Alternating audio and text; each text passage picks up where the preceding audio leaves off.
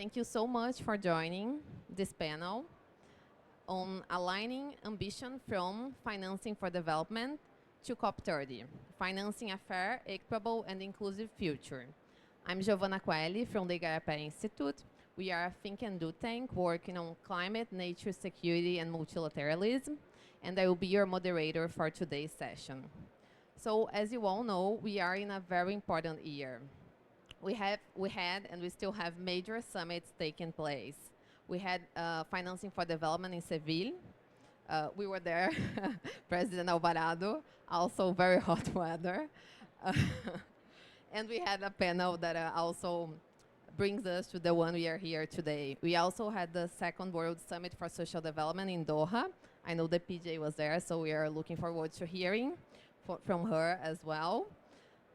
We have COP30 here in Belém, and we have the G20 in South Africa in a few days. So these summits are opportunity not only for technical alignment, but also for political leadership and advancing meaningful reform that our multilateral system so badly needs. So today's event is about creating bridges from climate and nature to development between Seville, Doha, and Belém, between Global South and Global North, between ambition and action, so we can scale up just and inclusive transitions that our planet and its people so badly need. So we are very happy to be joined by a very selected and high-level group of people here. We have Ana Helena Baerbock, President of the UN General Assembly. We have Carlos Alvarado, former President of Costa Rica and member of Club de Madrid. We have Patricia Espinosa, COP30 Special Envoy for Latin America, CO 1 Point, member of the Group of Women Leaders, and former Executive Secretary of the UNFCCC.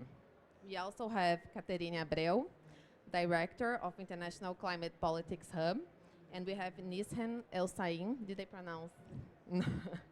Director of Youth Alliance for Local Adaptation and Peace. Also a warm thank you for our co-organizers, Club de Madrid, Group of Women Leaders Voices, and Igarapé. So we are here to explore how climate finance must evolve to support just, inclusive, and nature-positive transitions, particularly in the Global South and for women and girls, and how our system can better deliver. So to keep our discussion focused, we are going to have two segments. In the first segment, I will ask one question for each panelist, and then I will have a question for all of you to interact and build on one another. And then I will close the session. So let's start with the PGA. As the first woman from Western Europe to lead the UN General Assembly, by the way, she's one in 5 women who ever led the UN General Assembly. And following your participation in Doha for the Social Summit, you emphasize that climate action and social justice must go hand in hand. As the UN marks its 8th anniversary, and building on the UN Aid initiative, how can global governance truly evolve to deliver on the promises of leaving no one behind, ensuring a green transition and resilient future, and that it is not only about carbon and finance, but also about protecting the planet and its 8 billion people? Good afternoon, and thank you so much to everyone here for organizing this very important event. And this is also why I came here now just over the weekend to COP30 to underline that this is not a time anymore for thinking about the SDGs, climate, but also peace and security and human rights in silos, but to have this intersectional approach. And as we all know, the facts are there, that we are not on the 1.5 degree pathway, that we are not there to deliver on the SDGs by 2030. But I'm always saying, if you're in international diplomacy and international politics, you have to believe that the glass is half full, otherwise you're in the wrong field of working. And therefore, I think the most important task in these times is not to discuss anymore if somebody's doubting if there's climate change or if SDGs are important, because the facts are there and it's crystal clear, but build on the positive momentums. And we have both, I think many of you actually been at the climate conference in Paris 10 years ago. I was there with my little baby, so I know every birthday, how long it has been. And back then, I remember very well, I was in opposition in parliament there, like really fighting for the phasing out of coal mining in Germany, but you were not allowed to say that, yeah, because it was like you would ruin the industry in Germany, and people thought you're totally crazy if you say we can replace it by renewable energy. And renewable energy was actually only mentioned once in this whole 2 documents, and only related to Africa. And now, 10 years later, and I'm giving this example because in diplomacy, 10 years is kind of nothing. 10 years later, or actually 8 years later, in Dubai, we agreed that we are transitioning away from fossil fuels and that the future is clean energy. So there's also this positive tipping point, not only melting glaciers, but the positive tipping point that the world has decided, and especially finance has decided on it. And there's no going back, because no investor, if you like investments or not, but wants to have stranded investment. And this is also now coming to the answering of this question.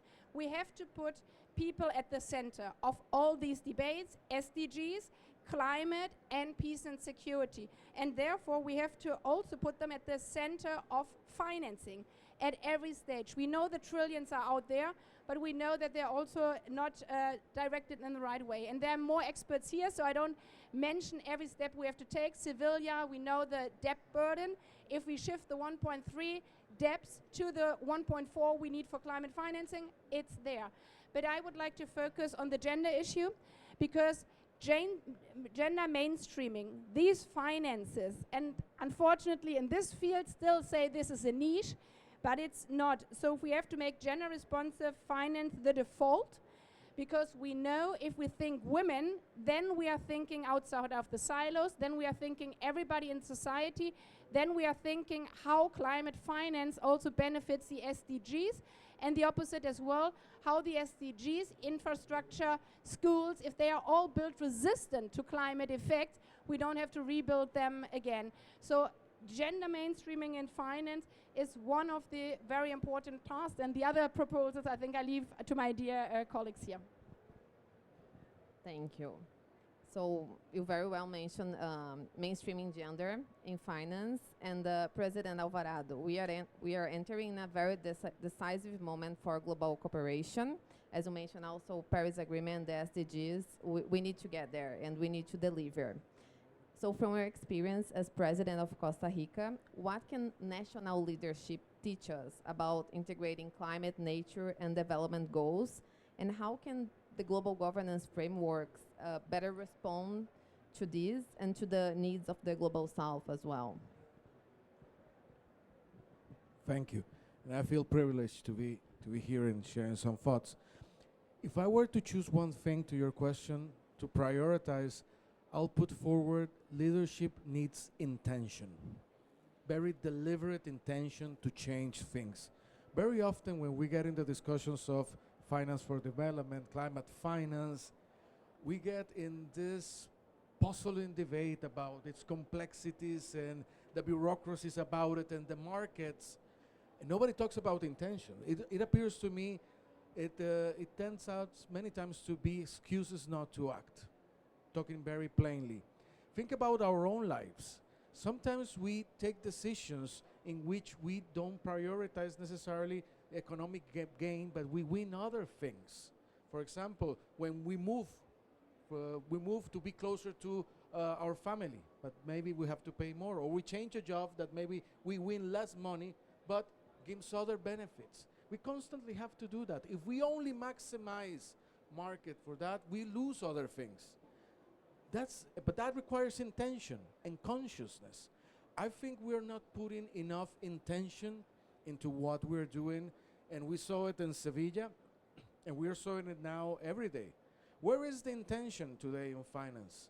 One of the big discussions why we don't have finance for development, well, before there were many excuses. Now the excuse is the world is arming again.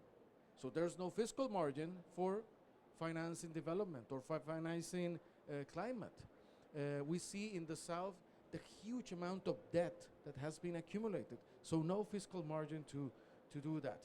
I do believe that to unlock many dimensions, and I agree with the PGA, we have to see this not in silo, but across the board.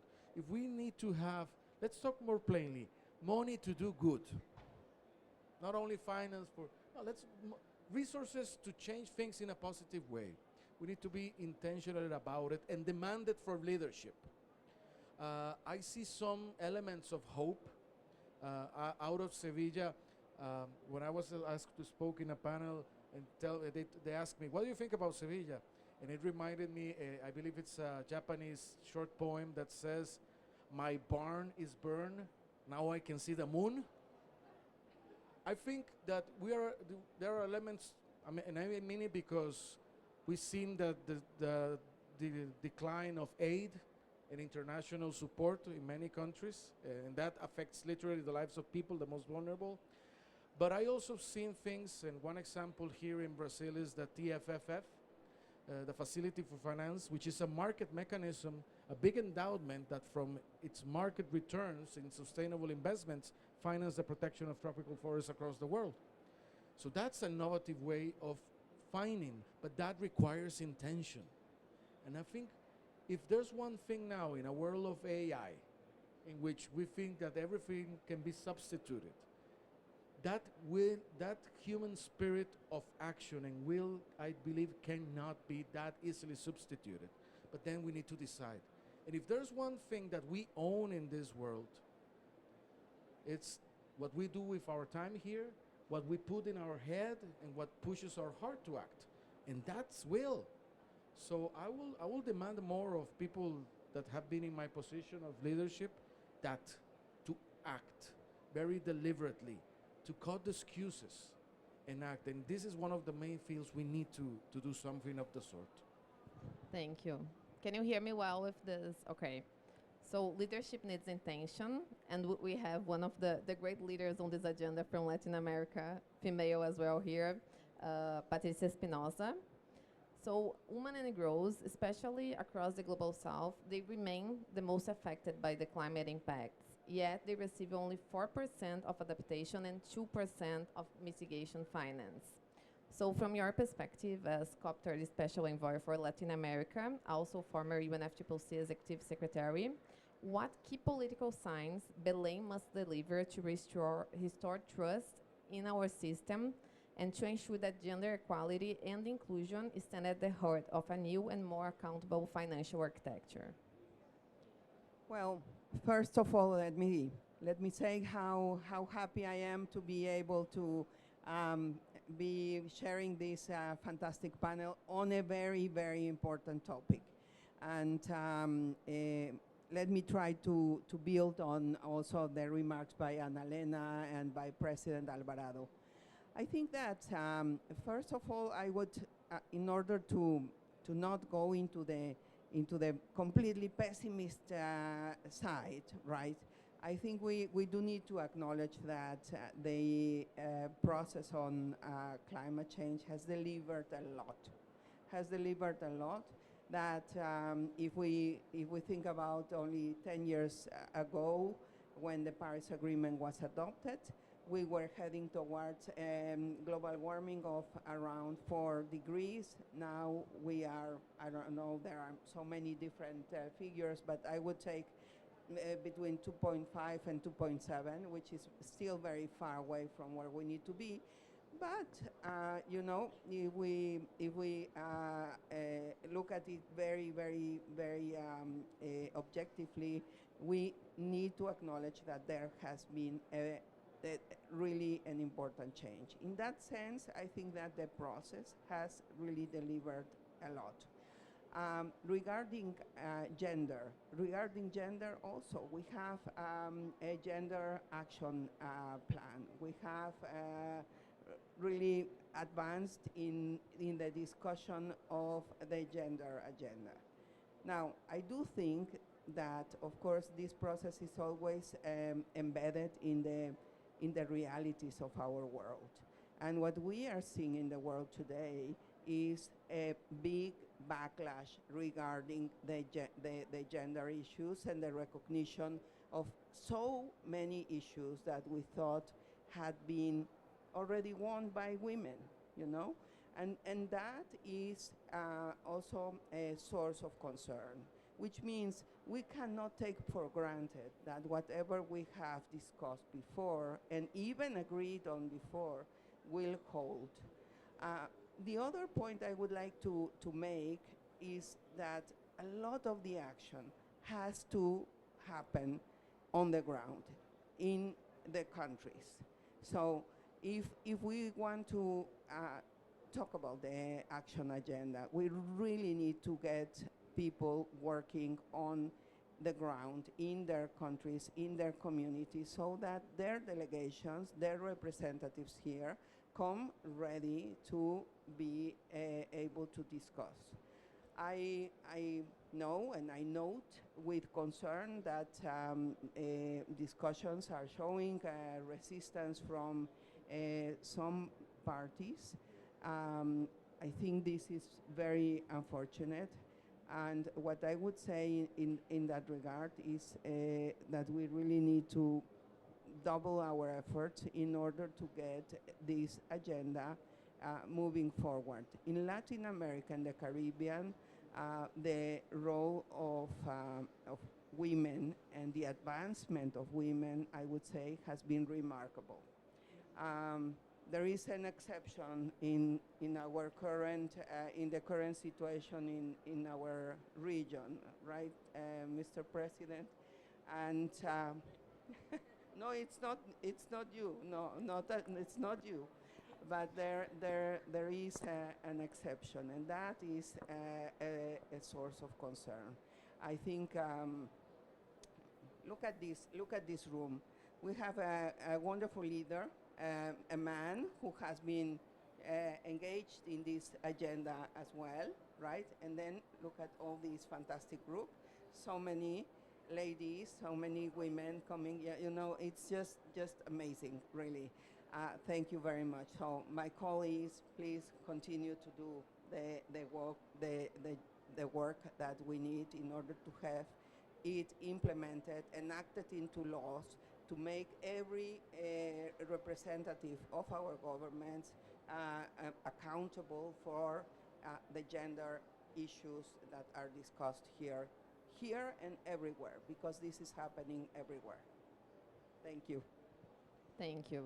So you mentioned the need for the action on the ground and also for us to double our efforts. And Catherine, you've spent your career also building coalitions and bridges between different sectors. So as we move towards, the ground implementation, how can climate diplomacy help to reshape global governance to make climate finance truly inclusive, ensuring women, youth, communities, particularly from the global south, have a voice and are including in accessing resources needed for the transformation? Hi, thank you so much for the question, and thanks for the invitation to be a part of this panel. It's always wonderful to have the opportunity to be on a panel with those that I've looked up to over the course of my career and the work that you've done. And I always love being on a panel that showcases the leadership of women so strongly, along with our progressive men who are really allied with our cause. So I want to first reflect on some of the points that everyone's made so far around the successes that we've had throughout these processes so far. The fact that, yes, while there is much more work to be done, the Paris Agreement has been delivering some real change. And I think we often have a conversation in this space about the ways in which this process needs to change to respond to the realities of the changing world. And we have some evidence to show that it can change when it needs to. So, President Bierbach, you offered the example of having come to COP21 when the Paris Agreement was negotiated and not being able to talk about fossil fuels. I had that same experience. That was my first COP. I was coming from Canada, where I was fighting pipelines and helping my Atlantic Canadian province, Nova Scotia, put a ban on fracking. And it was shocking not to be able to actually speak about that in the COP space. And even 4 years later, in 2019 in Madrid, which is where I first met you, Ambassador Espinosa, I wrote an op-ed about saying the F words at COP. It was really one of the first times that we started hearing the words fossil fuels in the space. as has been noted, seeing such a shift, in 2023 being a part of the push to get that energy transition package into the text finally, that is record-breaking speed for a diplomatic process that brings all the countries of the world together. And on that note, I really love repeating this phrase that 195 countries minus one is not zero, it's 194 countries, which is really important for us to keep in mind. So here we are, we're having a conversation about how this process needs to shift again. And I think a big part of that is what we're starting to see as a kind of single storyline emerging across the COPs, financing for development, the G20 spaces, where countries are really developing this shared diagnosis that finance architectures have to shift fundamentally from these fragmented projects to long-term, really country-led transition pathways. And what I think we can do as a network, so the International Climate Politics Hub is a global network of organizations working in climate intelligence and diplomacy. And I think a part of our function is to help do that translation work from some of the conversations that are being held here into that ground level country-led development of those pathways, so that we're seeing and pushing for indeed political ownership, as you were saying, President Alvarado, of the outputs that we have here in Belém, in Sevilla, and Doha. Because without those senior political champions who are really leading this back at home, then these documents just remain reports that sit on a shelf, which is what none of us want. So it is the work often of civil society to do that translation work on the ground, to say, okay, this is what it means in the domestic context. This is what it means for the needs of the people on the ground. And here's how we align those political signals with those technical processes. So a big part of what we have been thinking through as the ICPH community is the country platforms. How do we support, as a global network that has representatives in many of the countries around the world, how do we support those national governments in developing those country platforms that contain those messages about economic transformation on the ground that can be translated into the needs at the global and international level, that can respond to what people are experiencing and what countries need to actually incentivize them to meet the promises laid out in the Paris Agreement, rather than disincentivize them, which is, I think we all acknowledge that currently the global financial architecture often disincentivizes the kind of action that's needed to take forward the promises of the Paris Agreement. And ultimately, the message is we're not in this to achieve incremental greenhouse gas emissions reductions, to achieve stepwise changes in the international financial architecture. We're here to build a better world together, and to do that in a way that has meaningful impacts for people's lives. And that is ultimately the work that I think we will be doing as ICPH, working with our country counterparts to articulate that and make a case for it and build those political pathways for change. Thank you. I think it's key, and we need to work, and that's also what we do at IGARAPé, from the global to local and the local to global. Otherwise, solutions we get here won't work for people on the ground. So, Nisrin, youth across Africa, the Middle East, and beyond are leading on adaptation, innovation, and peace building. But often there is not adequate resources or even institutional support. So what systemic changes are needed to ensure that youth-led and community-based initiatives gain direct access to finance and recognition? Hi, everyone. I'm glad to see all of the great faces, and of course, glad to be in this panel. Thank you for this question, because actually the Youth Alliance that I'm leading at the moment, Youth Alliance for Local Adaptation and Peace, the main idea of it was to focus on the most vulnerable countries to climate change, but then the most vulnerable countries to climate change are also the most fragile. 27 countries around the world have the most significant number of climate crises in the past 10 years, but also they have the highest numbers of coups, they have the highest numbers of bad governance, They also have highest the numbers of crime, organized crime, so terrorist groups and etc., but also the highest numbers of wars. And unfortunately, we have what they call it the perfect storm, as I'm coming from Sudan, the country that is entering the third year of a war as we are speaking. And I had to one day leave my house with only a backpack full of diapers because my son was 7 months old, after spending 3 weeks in a hotter weather than this in our house, without electricity, without water, and also without food. And, and then one day, I brought the whole family together and I said, I think we are dead anyway, but we have a chance to be alive if we walked out of this door to make it to somewhere which is more safer. And guess what? It's just an illustration of what all of you just said. They said to me, it's your decision. And they were all men, and they were all older than me, way older than me, but they left the decision for me, you know? And I was like, okay, if you don't want to make the decision, I make it because I think I'm a mother and I have a 7-month-old son that I am responsible for, and I'm going to make it out. And in 15 minutes, we were actually out in the house in my small orange car. We looked like a sardine because the car was so small and we were so many. And we took a 7-hour trip and we were shot at more than 8 times on the road, but we made it. Imagine another scenario if we stayed at home. The war in Sudan left more than 13 million people out of their houses. 9 million of them as IDPs inside of Sudan, and 4 million are in neighboring countries.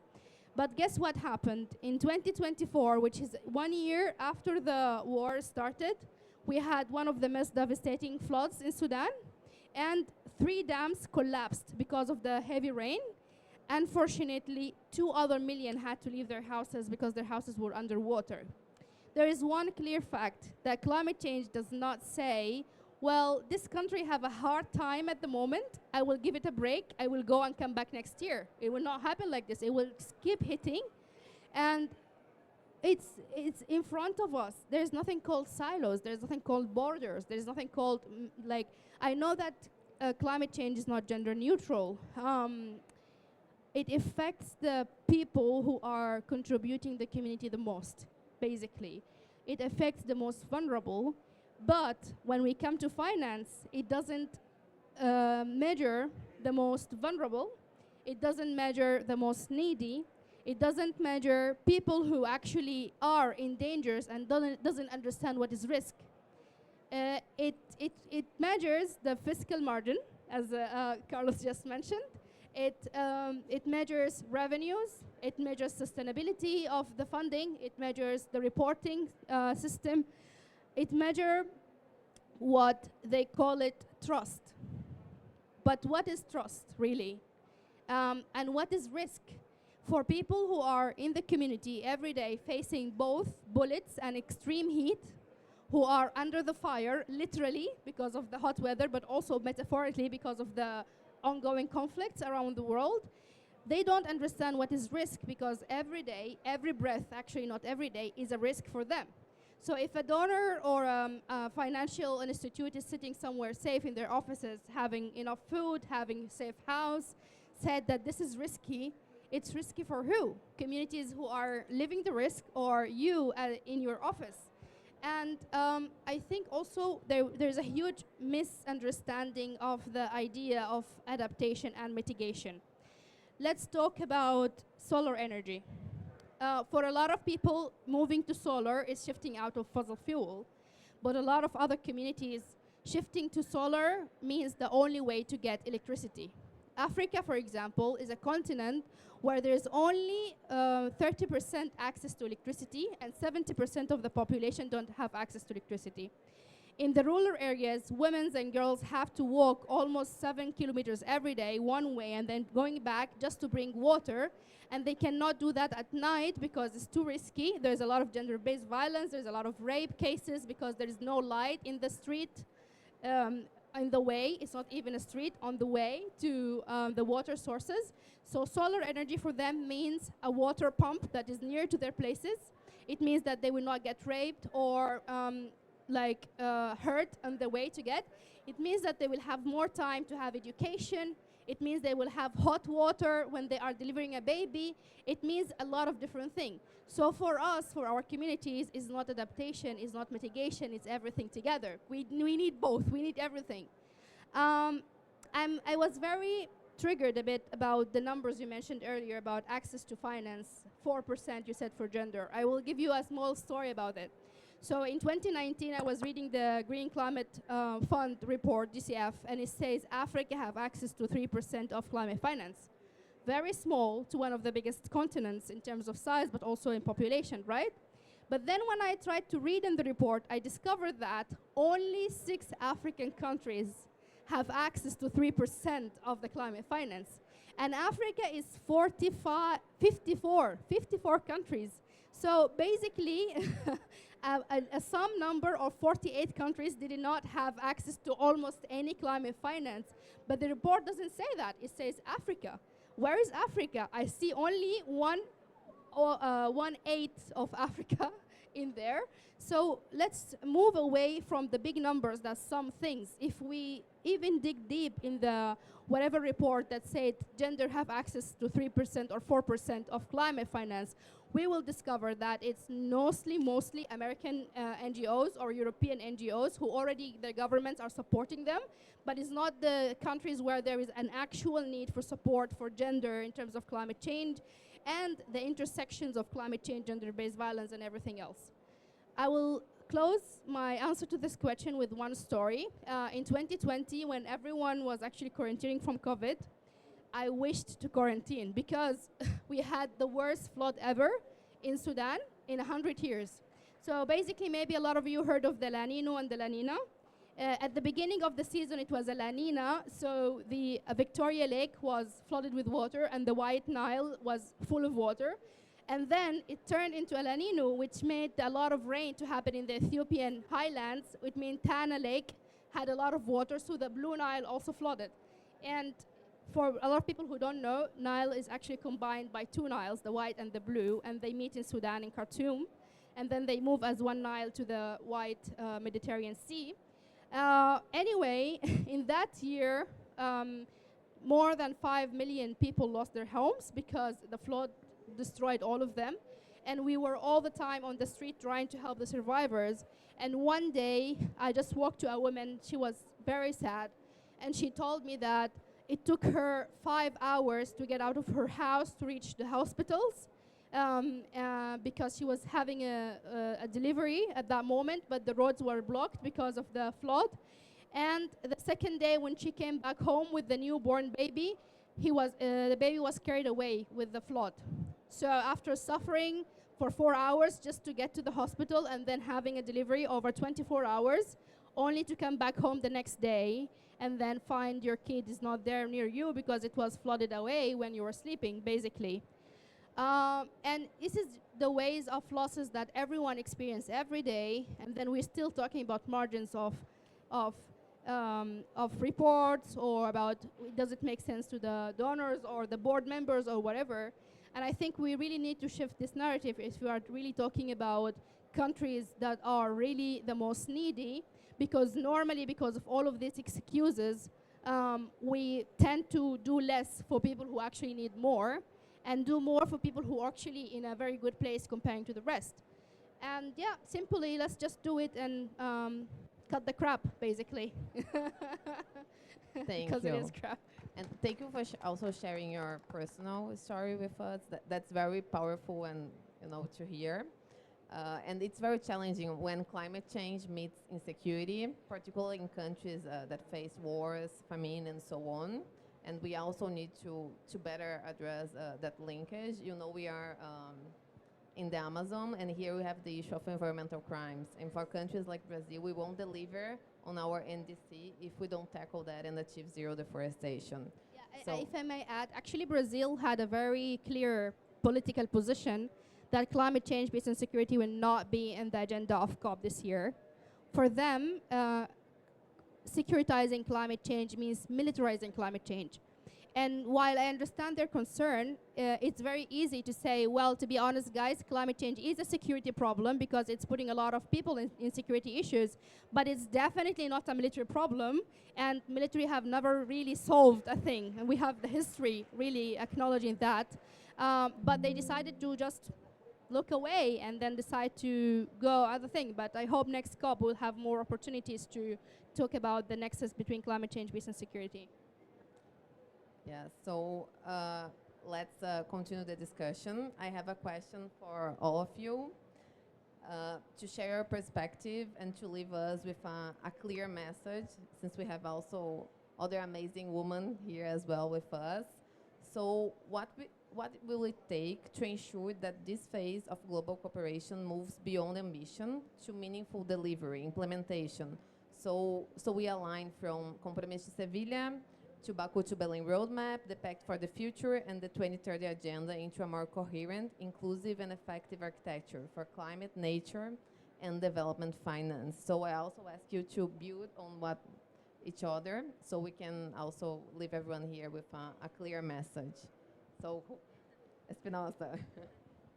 Thank you very much, and thanks to all the panelists for all your contributions. Really, it's very, very illustrating and very educating, and it's just amazing how much we learn if we really want to listen to each other. Regarding your question, I think that the main issue here for implementation, we need to see at two levels. One is, what do we need to do at the international level? What do we need to do at the national level? So, because the actual actions, implementation takes place on the ground in the communities. So there we need to look at how we can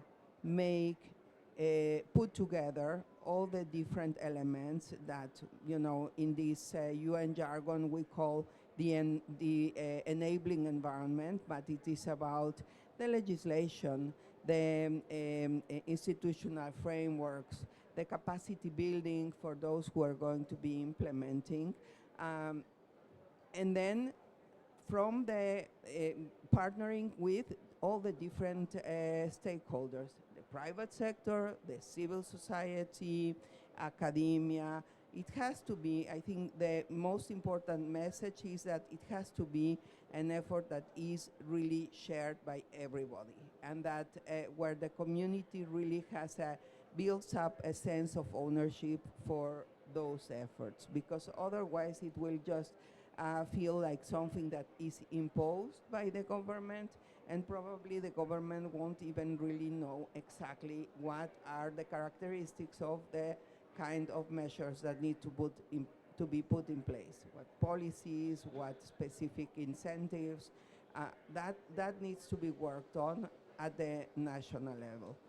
At the international level, again, yes, one point I would make is we need to work also with all the stakeholders.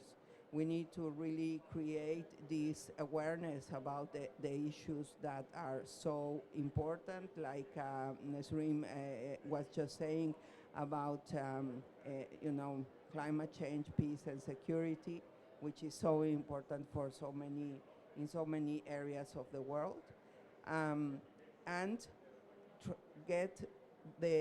mobilize the resources and the support. It's not always money. And I think it's very important that we do emphasize that money by itself alone will not solve the problems. So it has to be support, financial support, yes, but at the same time, that has to be matched and come together with all the other efforts that need to take place at the national level.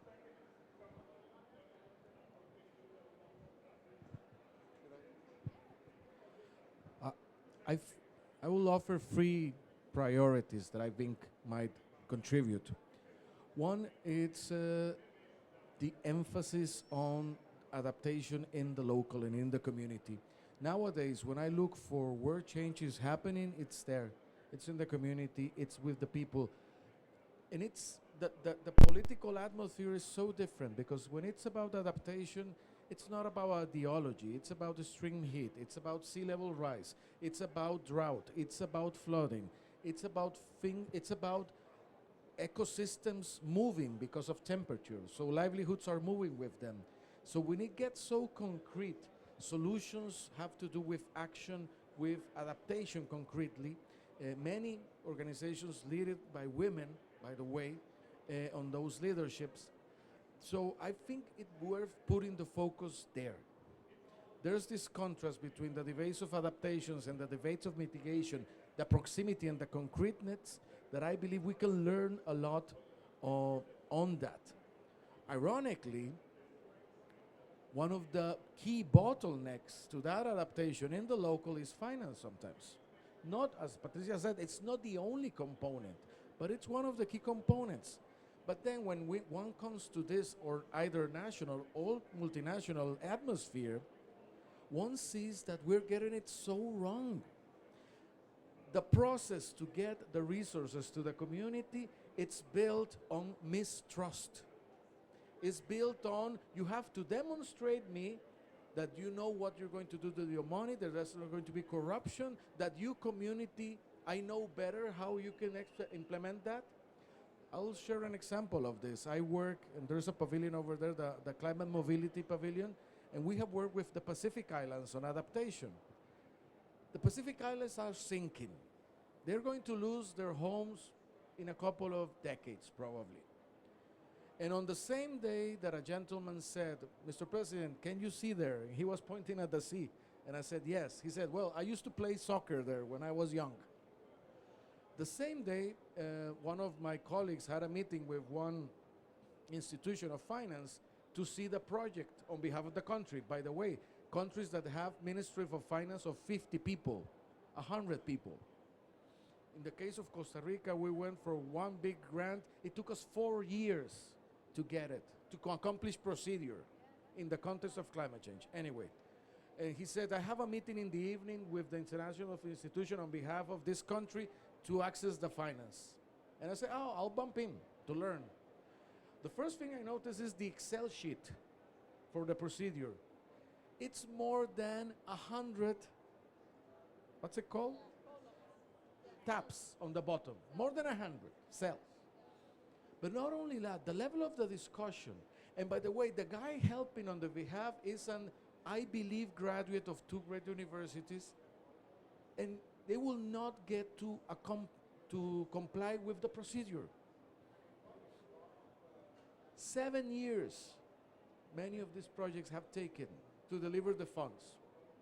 It's based, I mean, at that rate, we're not going to make it. Sometimes I believe it will be better to give the money, and even if it's lost, something is learned in the process. The cost of opportunity of not acting that we're having by not unlocking resources is humongous. We still talk about unlocking the, how many COPs we have been fighting to unlock the resources. So we need to change that mode of mistrust. Second point is that mistrust of the process to get it, especially to the local. And the third, on implementation too. If I were to offer also what I will believe needs to change a little bit of the multilateral, and we can learn from other UN processes, it's to put at the center now, actually the implementation, with the SDGs or with human rights. There's a week every year in which the countries go to an exam. And they present their advancement on human rights, they present their advancement on the periodic, so they expose the periodic review. They are voluntary, but that should be at the center because we need to implement that. And that needs to be transmitted, and everybody has to be screened on this. Also, a periodic review on a review of the pledges, because it's very easy to come here and make a pledge. Say, I'm putting X amount of billions to this. Do we check the next year? Is that on the bank? And we check the next year, is that on the territory? So I'll put in this process that at the center to make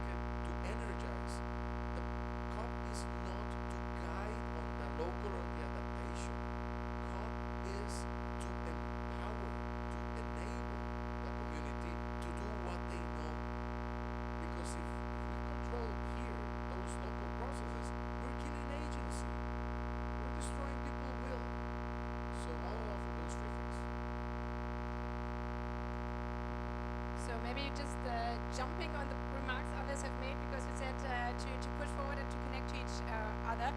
Well, first of all, what Catherine has said, I think is heavily crucial with regard to the country platforms, because we see that all over. The Pact for the Future has the right thing in it, Sevilla has the right thing in it, the Global World Summit on Social for Doha has the right thing in it, and the COP will have as well. But if you keep that in silos, we have the results on the ground, what the regional coordinators are saying from the UN systems, that we have in the end 23 different agencies on the ground in the poorest countries around the world. They meet, they all come with their own cars of the UN, with their own UN flag, they all come with their own program. Then even like foreign ministers before, like me, or presidents like you, are coming and saying, hey, we want to support. They say, great. But then you come with your national background saying, yeah, but we have only funding for water project. And you hear, well, but maybe we need solar. It's like, but no, this is like the donors giving up. So if we are not succeeding in really aligning these, first of all, big commitments and declaration, but then also on the ground, aligning it in the agency. And you mentioned that at the UN we are in this deep reform, and there are many UN people here as well. We have to be self-critical. It's not reforming meaning less. It can mean way more efficient. So if every agency is just doing their own thing, not looking what the others are doing, this is not delivering to the people. This is not putting people first. So I think this is very important, especially also for those who don't have to be convinced that the finance has to go there. Second remark, and I would also like to jump on what have already been said, it's the money. Yeah, like Patricia has said, and others as well. We don't have to discuss about if there's enough money. There is plenty of money in the world. But if we are not reforming, and again, the multilateral and international development banks, then we will never get the money, as you described, where we need it most. And we have to be self-critical. Again, also countries where we are from. We set up the Green Climate Fund, I think 15 years ago, or 10 years ago, was the Paris Agreement. And in the beginning, it was European countries benefiting. That because of the reasons you just mentioned, it was way too complicated. If we look now with the installations in clean energy, there are like 420 gigawatt in Asia, many in China. There's also the exit of Saudi Arabia. Well, I would say there are other spaces, especially in Africa, which would need it way, way more. And we didn't deliver on this Paris promise, electrifying, as you said, Ms. Reen, electrifying Africa. This was also a promise of Paris. So really reforming these funds, the banks, that it's benefiting to those who need it most.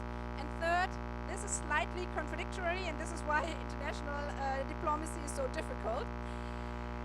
I think the point of the multidimensional vulnerable index is crucial. And obviously, most of the time, this means not only looking at the least developed countries or those suffering war and crisis, because we see it on the small island states. Just one hurricane can wipe out SDG progress of decades because the whole infrastructure is damaged. So connecting this, focusing on the least developed, but also looking at the most vulnerable, and they might be middle-income countries, they might be even European countries. If infrastructure is not resilient, then also there we will have deep problems. So in a nutshell, jumping again on what the President has said, it is about joining forces, joining hands, and learning from each other. And you mentioned, and it's funny if you have so many connecting dots, the Human Rights Council periodical reviews. And I had to present it back in time for my own country. And the first thing I said is, I'm so happy that you criticized so many things in my country, because we need this look from outside. We want to learn from other countries how you lifted up human rights in gender, because we are short on gender in power positions. Yeah, how do you fight racism, because we have a security institution for them. We can only learn from others. And I think this is also then coming here to the COP, because I'm not preaching to the converted. Also here at the COP, don't debate about the last comma in the final agreement between this 160, maybe 80, but maybe most of the time 160 countries who do agree. Yeah, don't fight about this comma, but really, really deliver the big message, which is overall it. We are in this together. We will do that together, and especially we will learn from these great experiences here, and we will learn from Brazil and the indigenous people here, that you can only do it with the people on the ground, and this is why we have to bring the projects also to the people. question again? Sorry, your final message on connecting climate, nature, and development finance. I think there's three also key messages. One, I agree definitely with Spinoza that it's not only about money, but what are the institutions that are ready to provide other than money? Because sometimes it's not only about whether the money is there or we can receive it or not, but also most of the time we don't, as youth, we don't sometimes want to ask for money specifically. We want to ask for institutional capacity. But who do I go to and say, okay, I don't want money, I want institutional capacity? So sometimes it's also about the design of the institutions that we are working with. It doesn't really cover all of the needs. It's either money or like, okay, I can fly you there or here, but it's not really service providers. So I think we should talk about that, because we need bridges, and building the bridges at the moment is one of the crucial things to achieve an equitable financing system in the world. So I really call upon all of you to be bridge builders on whatever industry that you are working in. And I think secondly, I quite disagree with the methodology of mainstreaming. Why? Because the African code says if you want to go far, we go together, but if you want to go fast, you go alone. With climate change and the current world, we unfortunately have to do both. We have to go fast and far. So the only way to do that is to go alone, but also together in the same way. And by that I mean affirmative action. Why? Because it's faster, it's individually designed, and it's by far more targeting, just like the cancer cells. Now all of the medicine field, especially with radiology, are trying to design a medicine that targets the cancer cells, not the good cells, because this was one of the biggest side effects. We need programs that are targeting exactly without having this long transit way, because we don't have time on our side, unfortunately. And third and last, the only way to break silos is to have pioneers that says it is hard, but I can do it because I have the reputation, I have the access, and I have the influence. Because a lot of people have access. I have access. I'm sitting here with a huge, nice panel, but how much influence do I have? Okay? So I think it's not the same thing, and we need to be clear about it. So people who have access, influence, and also the ability to say so are very much have to be the pioneers for this. Thank you very much. I'm Catherine. I come from the unceded territories of the Algonquin and Anishinaabe, and what's also known as Ottawa, Canada, and I love alliteration. So I'll close us off with 3 C's that I think are really needed. 1, clear vision. So Nazreen, you talked about the fact that we've got these kind of aggregate data that we base a lot of conversations and decisions on. In that aggregate data, of course, Canada is a rich country that has a tremendous amount of privilege. But the fact is, we are experiencing tremendous impacts from climate change, and those impacts are experienced quite differently by different communities across the country. They are borne disproportionately by Indigenous communities, by poor communities, by communities of color, by new Canadian communities, by rural communities. My Canadian family is from the east coast of Canada, which was on fire all summer. There was literally $25,000 ban for going into the forest because it was so dangerous to set foot in the forest, which means that the lives and livelihoods of so many rural people were deeply impacted. The province of Prince Edward Island, I think Canadians and others can often think about the impacts that are happening to low-lying islands in the South Pacific. The province of Prince Edward Island is losing about 30 centimeters of its coastline every year. It will likely be a pretty unlivable place by the end of this century. So that clear vision to talk about where those impacts exist, where the action needs to happen without that aggregate data, I think is really necessary. The second C is cooperation, collaboration, coalitions of the willing. It is the case that we come here to COP30, as you said, to send these signals and empower countries to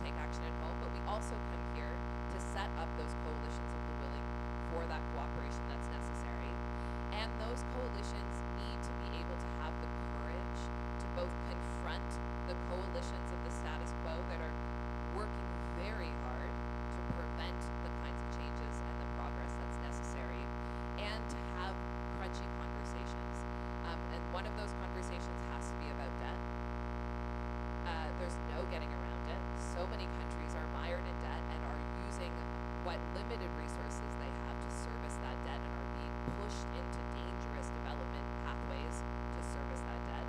We also need to have some crunchy conversations about the ways in which mis and disinformation is empowering those groups of coalitions of the status quo to carry on with business as usual. So I'll leave it there. I think asking for courage, for coalitions and cooperation to have the clear vision that's needed to take us forward.